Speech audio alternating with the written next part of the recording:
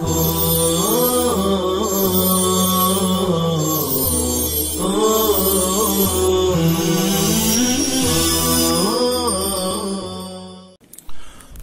باللہ من الشیطان الرجیم بسم اللہ الرحمن الرحیم وَكَذَلِكَ كَمَا رَأَيْتَ يَجْتَبِيكَ يَخْتَارُكَ رَبُّكَ وَيُعَلِّمُكَ مِنْ تَأْوِيلِ الْأَحَادِيثِ تَعْبِيرِ الرُّؤْيَا وَيُتِمُّ نِعْمَتَهُ عَلَيْكَ بِالنُّبُوَّةِ وَعَلَى آلِ يَعْقُوبَ أَوْلَادِهِ كَمَا أَتَمَّهَا بِالنُّبُوَّةِ على أبويك من قبل إبراهيم وإسحاق إن ربك عليم بخلقه حكيم في صنعه بهم لقد كان في خبر يوسف وإخوته وهم 11 آيات عبر للسائلين عن خبرهم اذكر إذ قالوا أي بعض إخوة يوسف لبعضهم ليوسف مبتدأ وأخوه شقيقه بنيامين أحب خبر إلى أبينا منا ونحن أصبة جماعة إن أبانا لفي ضلال خطأ مبين بين بإيثارهما علينا اقتلوا يوسف أو اطرحوه أرضا أي بأرض بعيدة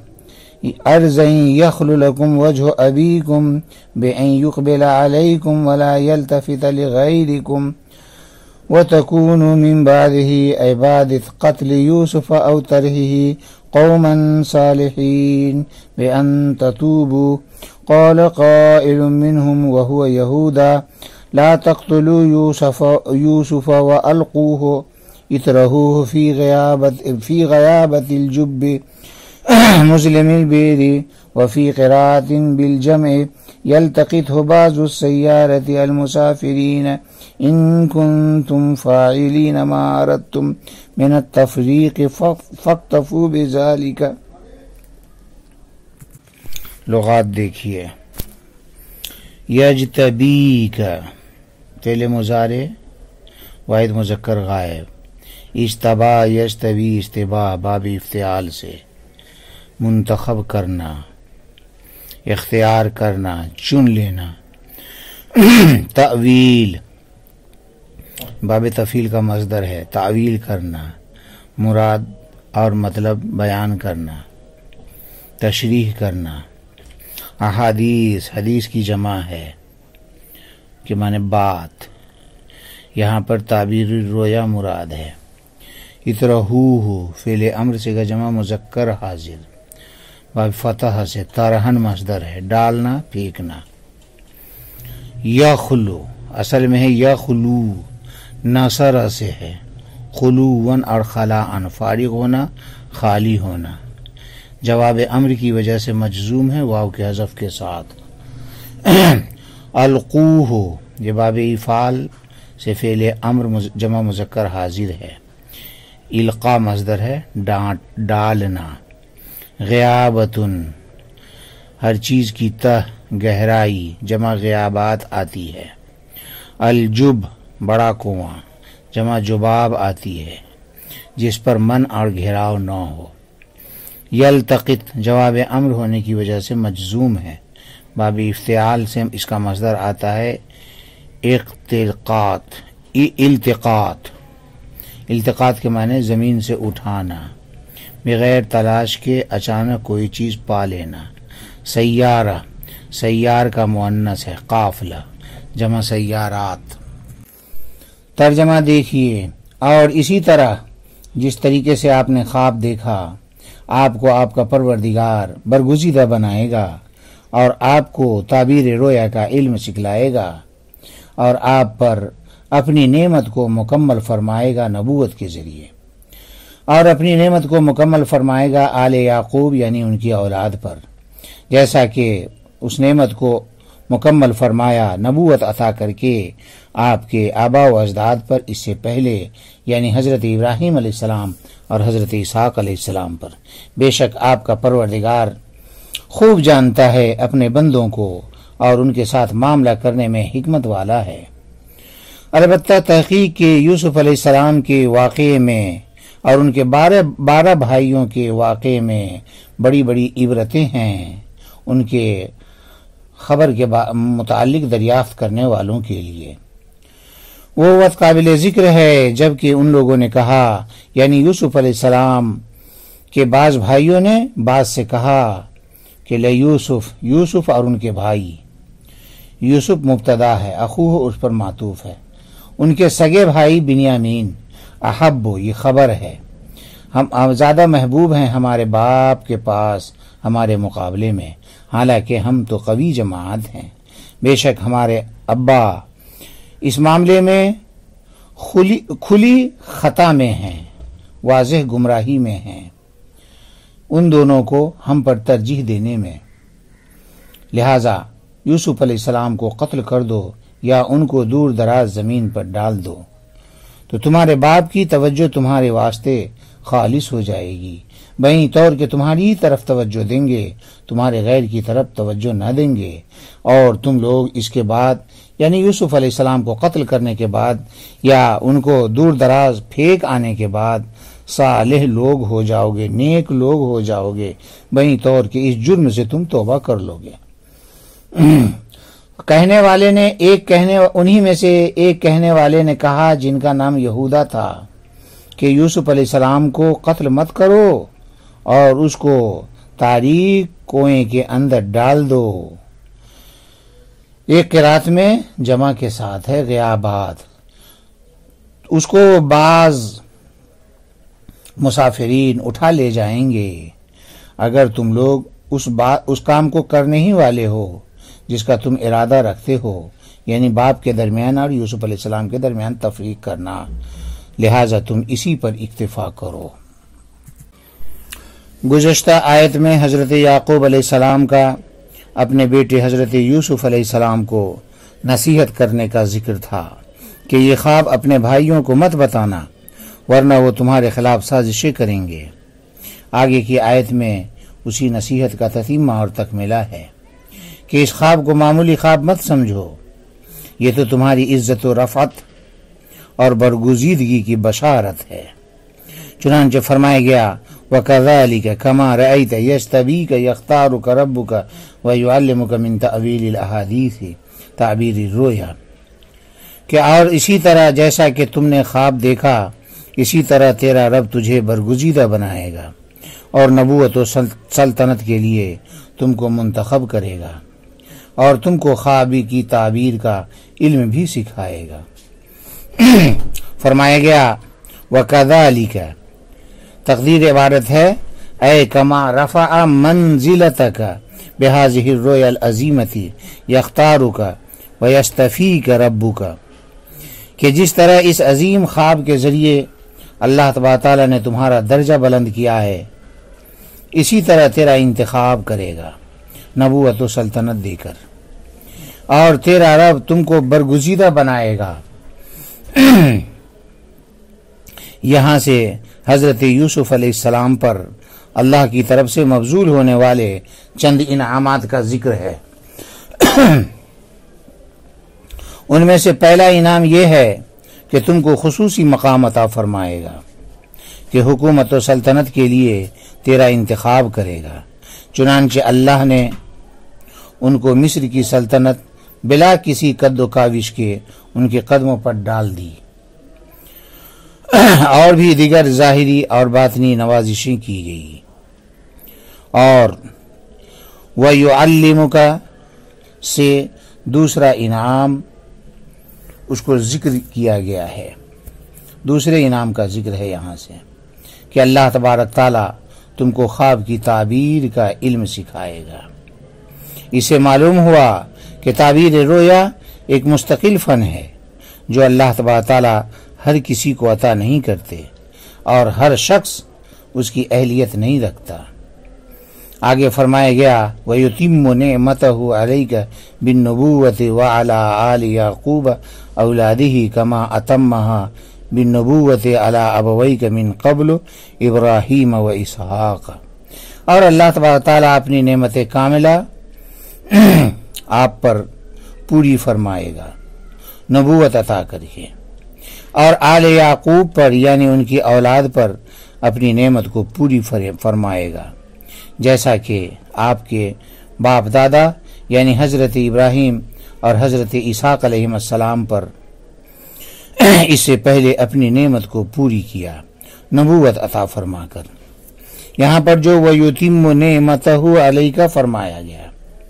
اس میں عطائے نبوت کی طرف اشارہ ہے، اس لیے مفسر علام نے اس کے بعد بن نبوت کو ذکر فرمایا، اور وَعَلَىٰ آلِ یعقوب اے اولادہ کے بعد بن نبوت مقدر نہیں نکالا گیا، اس طرف اشارہ کرنے کے لیے کہ دیگر اولاد یعقوب کی نبوت میں اختلاف ہے، بعض لوگ ان کی نبوت کے قائل ہیں اور بعض لوگ ان کی ولایت کے قائل ہیں، اور صحیح بھی یہی معلوم ہوتا ہے کہ وہ حضرات نبی نہیں تھے بلکہ ولی تھے، ورنہ اگر نبی اور پیغمبر ہوتے تو قتل یوسف کا مشورہ اور پھر ان کو ضائع کرنے کی تدبیر اور باپ کی نافرمانی کا عمل ان سے نہ ہوتا، کیونکہ انبیاء علیہ السلام کا سب گناہوں سے پاک ہونا اور معصوم ہونا ضروری ہے، قبل از نبوت بھی اور بعد النبوت بھی، اور جن حضرات نے ان کو نبی کہا ہے وہ درست نہیں ہے، اور اگر وَعَلَىٰ آلِ یعقوب کے بعد بھی بن نبوت مقدر مانا جائے تو بھی درست ہو سکتا ہے، لیکن اس صورت میں آل سے مراد ان کی صلبی اولاد نہ ہوگی، بلکہ اس صورت میں آل سے مراد ان کی نسل ہوگی، یعنی وَعَلَىٰ آلِ یعقوب ای نسلہ، اس لیے کہ ان کی صلبی اولاد میں حضرت یوسف علیہ السلام کے علاوہ کوئی نبی نہیں ہے، اور من قبلوں کے بعد جو ابراہیم و اسحاق ہے وہ یا تو ابویک سے بدل ہے یا عطف بیان ہے۔ آگے فرمایا گیا ان ربک علیم بخلقہ حکیم فی صنعہ بہم، کہ بے شک آپ کا پروردگار اپنے مخلوق کو خوب جانتا ہے اور ان کے ساتھ معاملہ کرنے میں حکمت والا ہے، چونکہ وہ علیم ہے اس لیے جو جس لائق ہے اس کو وہ جانتا ہے، اور چونکہ وہ حکیم بھی ہے اس لیے حکمت سے وہی چیز اس کو عطا فرماتا ہے، اس طرح علم و حکمت سے اشیاء کو اس کے محل میں رکھتا ہے۔ حاصل یہ ہے کہ اللہ کا ارادہ ہے کہ آباء و اجداد کی طرح تجھ کو بھی اپنی نعمتوں سے نوازے، اور جس کو وہ نوازنا چاہے اس کا کچھ نہیں بگاڑا جا سکتا۔ آگے فرمایا گیا لقد کان فی خبر یوسف و اخوتہ وہم 11 آیات عبر للسائلین عن خبرہم، البتہ تحقیق کے حضرت یوسف علیہ السلام اور ان کے 11 بھائیوں کے واقعے میں عبرتیں ہیں ان کے واقعات کے بارے میں سوال کرنے والوں کے لیے۔ حضرت یعقوب علیہ السلام کے کل 12 لڑکے تھے، 6 لڑکے ان کے ماموں کی لڑکی سے جو ان کی بیوی تھی تو ان کے بطن سے تھے، بعض نے کہا ہے کہ ان کے بطن سے 10 لڑکے تھے اور باندی کے بطن کا ذکر نہیں ہے، بہرحال ان کے ماموں کی لڑکی جو ان کی بیوی تھی ان کے بطن سے 6 بقول بعض 10 تھے، ان کا نام لیہ بنت لیان تھا۔ پھر ان کی وفات کے بعد حضرت یعقوب علیہ السلام کی شادی ان کے بہن راحیل بنت لیان سے ہوئی، ان کے بطن سے حضرت یوسف علیہ السلام اور بنیامین پیدا ہوئے۔ جن لوگوں نے کہا ہے کہ پہلی بیوی سے کل 6 لڑکے تھے تو باقی 4 لڑکے 2 باندیوں سے یعنی زلفہ اور بلہا کے بطن سے مانتے ہیں، تو ان کے بطن سے پیدا ہوئے، تو 6 4 10 اور 2 جو ہے راحیل بنت لیان سے، تو اس طریقے سے کل 12 ہوئے۔ مطلب آیت کریمہ کا یہ ہے کہ جو لوگ اس طرح کے واقعات دریافت کر کے کسی نتیجہ پر پہنچنا چاہتے ہیں ان کے لیے حضرت یوسف علیہ السلام اور ان کے بھائیوں کے سرگزشت میں ہدایت اور عبرت کی بہت سی نشانیاں ہیں۔ اس قصہ کو سن کر اللہ کی قدرت و حکمت کا نقش جم جاتا ہے اور آپ کی صداقت کا بین ثبوت ملتا ہے کہ آپ باوجود امی ہونے کے کسی معلم یا کتاب سے استفادہ نہ کرنے کے اس طرح تاریخی حقائق کا انکشاف فرما رہے ہیں، ظاہر ہے کہ یہ اللہ کے بتائے بغیر ممکن نہیں۔ اس سے آپ کی نبوت کی صداقت ظاہر ہو رہی ہے، اور چونکہ اس واقعے کے بارے میں یہودیوں نے سوال کیا تھا، وہ بھی امتحاناً، ظاہر ہے کہ امتحان اسی چیز کے ذریعے سے ہوتا ہے جو غیر معروف اور نامعلوم ہو، اس کو کوئی بھی نہ جانتا ہو، تو ایسے نامعلوم واقعے کو خدا کے بتانے سے ہو بہو توریت کے مطابق بیان کرنا ظاہر ہے کہ یہودیوں کے لیے اس کے انکار کی کوئی گنجائش کا موقع نہیں دیتا، ورنہ تو توریت کی تکذیب لازم آئے گی۔ لہذا ضروری ہو گیا کہ آپ کی نبوت کو وہ یہود لوگ تسلیم کریں اور آپ پر ایمان لائیں۔ آگے فرمایا گیا وَاذْكُرْ إِذْ قَالُوا اے بعض اخوت یوسف لبعضهم لیوسف مبتدأ وأخوه شقیقه بنیامین احب خبر الى ابینا منا ونحن عصبة جماعة ان ابانا لفی ضلال خطأ مبین بین بإیثارهما علینا، کہ وہ وقت قابل ذکر ہے جبکہ ان لوگوں نے کہا، یعنی حضرت یوسف علیہ السلام کے بعض بھائیوں نے بعض سے کہا کہ البتہ یوسف اور ان کا سگا بھائی بنیامین ہمارے والد کے پاس ہم لوگوں کی بنسبت زیادہ محبوب ہیں۔ یہاں پر لیوسف مبتدا ہے اور احب الی ابینا یہ اس کی خبر ہے، اور چونکہ یہ احب اسم تفضیل مستعمل بمن ہے، اس لیے تعدد مبتدا کے باوجود وہ مفرد ہے، کیونکہ اسم تفضیل مبتدا بمن یہ ہمیشہ مفرد ہی آتا ہے، چاہے اس کا موصوف واحد ہو، تثنیہ ہو، جمع ہو، مذکر ہو، مؤنث ہو، لیکن یہ مفرد مذکر ہی آتا ہے۔ البتہ مستعمل بالاضافت میں مطابقت بھی جائز ہے اور مفرد لانا بھی جائز ہے، اور مستعمل باللام میں مطابقت لازم ہے، تو یہاں پر مستعمل بمین ہے، اس لیے تعدد مبتدا کے باوجود یہ مفرد آیا ہے، مفرد مذکر۔ بہرحال حالانکہ ہم ایک جماعت ہیں، بے شک ہمارے والد ان دونوں کو ہم پر ترجیح دے کر کھلی غلطی میں پڑے ہوئے ہیں۔ یہاں سے بھائیوں کے اظہار حسرت کا ذکر ہے، اظہار حسرت، اور کہ ہمارے والد آخر ہمارے چھوٹے دونوں بھائیوں سے اتنی محبت کیوں کرتے ہیں، اس پر وہ حسرت کا اظہار کر رہے ہیں اور حسد کا بھی اظہار کر رہے ہیں۔ اصل واقعہ یہ ہے کہ حضرت یعقوب علیہ السلام کے کل 12 لڑکے تھے، جیسا ماقبل میں آیا، 10 لڑکے ان کی بیوی لیہ بنت لیان کے بطن سے، اگرچہ بعض نے کہا کہ ان کے بطن سے 6 لڑکے تھے، اور 4 لڑکے 2 بادیوں کے بطن سے تھے، اور حضرت یوسف علیہ السلام اور بنیامین ان سب میں چھوٹے تھے جو پہلی بیوی کی بہن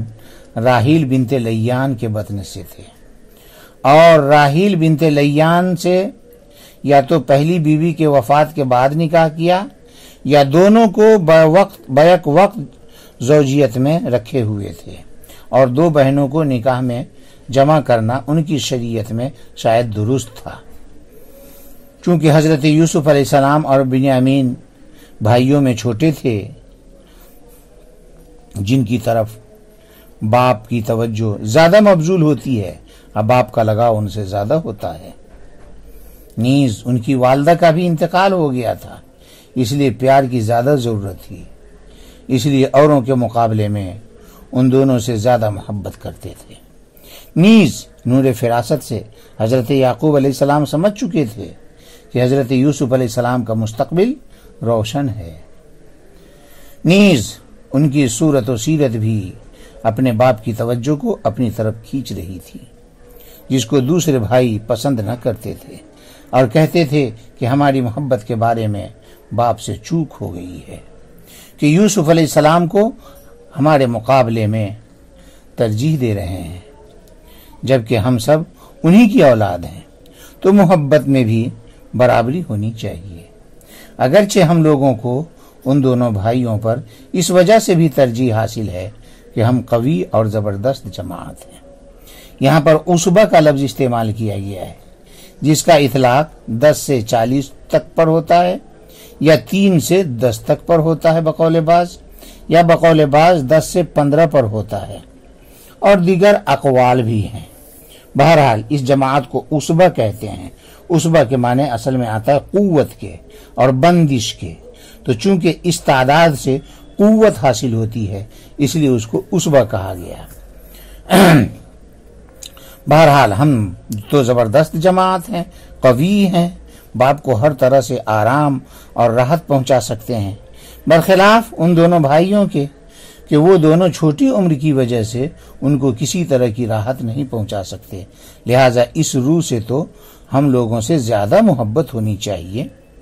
لیکن اگر زیادہ نہیں تو کم سے کم برابر تو ہونی ہی چاہیے۔ یہ کیا کہ انہی کو ہم پر ترجیح دینے لگے؟ اس بارے میں تو ہمارے باپ صریح غلطی میں ہیں۔ واضح رہے کہ حضرت یعقوب علیہ السلام کا حضرت یوسف علیہ السلام سے حد درجہ محبت کرنا معاذ اللہ فقط ظاہری حسن کی وجہ سے نہ تھا، بلکہ جیسا کہ پہلے بھی بتایا گیا ہے کہ جس صورت کے ساتھ پہلے بھی یہ بات آ گئی ہے کہ حضرت یوسف علیہ السلام کے اندر حسن صورت بھی تھی اور حسن سیرت بھی تھی اور جمال نبوت بھی، یہ سب کے سب حضرت یوسف علیہ السلام سے زیادہ محبت کی وجہ تھی، جس سے دوسرے بھائی خالی تھے۔ لیکن حقوق فرزند کا جہاں تک کہ معاملہ تھا، اس اعتبار سے حضرت یعقوب علیہ السلام کا معاملہ سب لڑکوں کے ساتھ یکساں تھا، اور اس میں پورا عدل و انصاف ملحوظ رکھتے تھے، اس میں کسی کو کسی پر ترجیح نہ دیتے تھے، کیونکہ یہ چیزیں امر اختیاری تھیں۔ رہا محبت اور میلان قلبی کا معاملہ، تو وہ چونکہ اختیاری نہیں، لہٰذا اس میں عدل و انصاف ناممکن ہے۔ مثلا کسی کے پاس 2 لڑکے ہوں، ان میں سے ایک عالم و متقی ہو اور دوسرا اس سے خالی ہو، تو باپ اپنے عالم و متقی بیٹا سے بوجہ علم و تقوی محبت زیادہ کرنے لگے، تو اس زیادتی محبت کو غلطی اور خطا قرار دینا خود بڑی غلطی اور خطا کبیر ہے۔ اور لڑکوں نے جو یہ کہا ان ابانا لفی ضلال مبین، اس میں ضلال بمعنی خطا ہے، جیسا کہ مفسر علام نے مقدر نکالا ہے۔ تو اس خطا سے دنیاوی مسالے کی خطا مراد ہے کہ ہم تو یوسف و بنیامین سے قوت و عمر اور منفعت میں بھی بڑھے ہوئے ہیں، پھر ہم کو ترجیح نہ دے کر ہم پر ان کو ترجیح دینا اپنی دنیاوی مصلحتوں سے چوک کرنا ہے، جس کا غلط ہونا ظاہر ہے۔ دینی اعتبار سے خطا مراد نہیں ہے، کیونکہ انبیاء کے بارے میں ایسا اعتقاد رکھنا تو کفر ہے۔ آگے فرمایا گیا اقتلوا یوسف او اطرحوہ ارضاً اے بارض بعیدۃ یخلو لکم وجہ ابیکم۔ یہ یخلو جواب امر کی وجہ سے مجزوم ہے، یخلو تھا اصل میں، بأن یقبل علیکم ولا یلتفت لغیرکم وتکونوا من بعدہ اے بعد قتل یوسف، من بعد ہی کے بعد یہاں پر ہے بعد قتل یوسف، یعنی بعد ہی کی ہو ضمیر اس قتل کی طرف راجع ہے جو اقتلو سے سمجھ میں آ رہا ہے، یا تر کی طرف راجع ہے جو اطرحو سے سمجھ میں آ رہا ہے۔ اے بعد قتل یوسف او ترہی قوما صالحین بان تتوبوا، کہ یوسف کو قتل کر دو یا کہیں دور دراز زمین میں ڈال دو۔ ارزن کی جو تفسیر کی گئی بے ارزن بعیدۃ، اسے اشارہ اس بات کی طرف ہے کہ ارزن منصوب بے نزیل خافض ہے، یا یہ بھی ہو سکتا ہے کہ ظرفیت کی وجہ سے منصوب ہو۔ بہرحال دور دراز زمین میں ڈال دو، تو تمہارے باپ کی توجہ تمہاری طرف خالص ہو جائے گی، بہی طور کہ تم پر توجہ دیں گے اور تمہارے علاوہ پر ان کا دھیان نہ جائے گا، اور تم اس کے بعد یعنی یوسف علیہ السلام کو قتل کرنے کے بعد یا یوسف علیہ السلام کو دور دراز زمین پر ڈال دینے کے بعد توبہ کرنے کے ذریعے صالح اور نیک لوگ بن جاؤ گے، یعنی بذریعہ توبہ تمہارا یہ گناہ ختم ہو جائے گا۔ دیکھیے، اس سے پہلی آیت میں یوسف علیہ السلام کی طرف والد کے زیادتی توجہ کا ذکر تھا، اس آیت میں اس کو ختم کرنے کی تدبیر کا ذکر ہے۔ وہ اس طرح کہ بھائیوں میں آپس میں مشورہ ہوا کہ کوئی ایسی تدبیر نکالی جائے جس سے والد کی توجہ ہم پر رہے۔ مشورہ کی وجہ یہ ہوئی کہ خواب کی تعبیر ان تک پہنچ گئی تھی۔ بہرحال مشورے میں مختلف بھائیوں کی طرف سے الگ الگ تدبیریں سامنے رکھی گئیں۔ چنانچہ کسی نے کہا کہ اس کو قتل کر دیا جائے، کسی نے کہا غیر آباد مقام پر کسی گہرے کنویں میں ڈال دیا جائے تاکہ یہ رکاوٹ ہٹ جائے اور باپ کی توجہ پورے طور پر تمہاری طرف ہو جائے۔ نہ رہے بانس نہ باجے بانسری، اور ایسا کرنے سے جو گناہ ہوگا تو بعد میں توبہ کر کے اللہ سے معاف کرا لیں گے۔ اسی طرح ہم نیک لوگ بن جائیں گے۔ توبہ کے ذریعے گناہ ختم ہو جائے گا اور ہم نیک بن جائیں گے۔ او تکونوا من بعدہ قوما صالحین کا مطلب یہ بھی ہو سکتا ہے کہ توبہ کر کے اللہ سے گناہ کی معافی کرا لیں گے اور اس طریقے سے ہم نیک لوگ ہو جائیں گے، اور یہ بھی مطلب ہو سکتا ہے کہ قتل یوسف کے بعد تمہارے حالات درست ہو جائیں گے، اس طرح کہ توجہ کا مرکز جب ختم ہو جائے گا تو تم والد کے محبوب ہو جاؤ گے۔ آگے فرمایا گیا قال قائل منہم هو یہودا لا تقتلوا یوسف